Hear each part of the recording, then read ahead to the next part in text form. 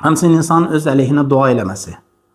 Peyğəmbər sallallahu əleyhi və səlləm deyir, sizlərdən biriniz öz əleyhinə dua eləməsin.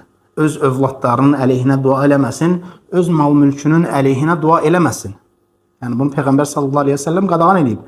Deyir ki, çünki deyir ola bilsin ki, duanın qəbul olunan vaxtına, saatına düşər və Allah Subhanahu taala cavab verər o duaya. Yəni hərdən görsən insan bu cür sözlərdən istifadə edir. Deyir məsələn yerəm xarabama, məsələn, və yaxud da xaraba qalmış ev və yaxud subhanallah bu sözlər hamısı yəni təhlükəli sözlərdir.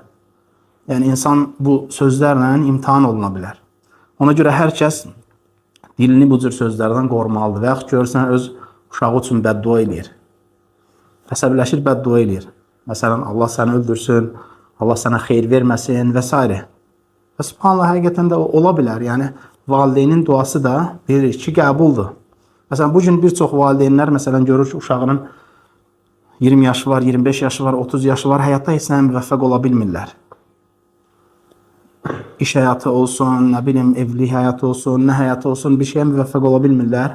Həyatları, güzaranları sıxıntılı keçir. Yəni, ola bilsin ki, o sən illər əvvəl elədiyin duanın nəticəsidir. Bəlkə sən nə vaxtsa onun üçün elə dua eləmişsən ki, Allah sənə xeyir verməsin, o da qəbul olub.